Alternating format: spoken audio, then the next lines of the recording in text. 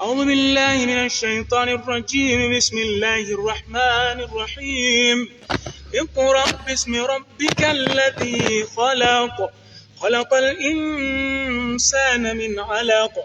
اقرأ وربك الأكرم الذي علم بالقلم علم الإنسان ما لم يعلم. بسم الله الرحمن الرحيم. ألف با تا جيم ها وسلام.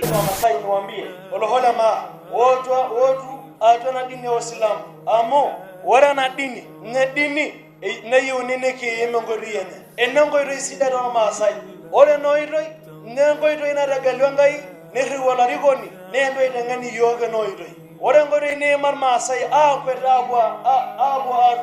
abwa na dini naji Cristiano me ngoiro sida ro masai ne ngoro na dini Uislamu nen dini naim engoiro yor masai ore mbabo kini gasdar masai ne ke ngora barage ni kishugunye atwana dini kina mbabo kinor masai. Haya maneno nimesema wa Masai warudi waingie katika hii dini Masai. Ukiangalia tabia za Wamasai nyingi zimeendana na tabia za Kiislamu. Hii ndio njia sahihi na ndio njia sawa sawa kwa mwanadamu yoyote, awe Masai awe Mswahili awe nani. Hii ndio njia sawa sawa, njia ya Uislamu. Hamna njia yoyote ambaye inamridhisha Allah tabarak wa taala katika ulimwengu huu tofauti na Uislamu. Allah tabarak wa taala asema inna ad-dina 'inda Allah al-Islam.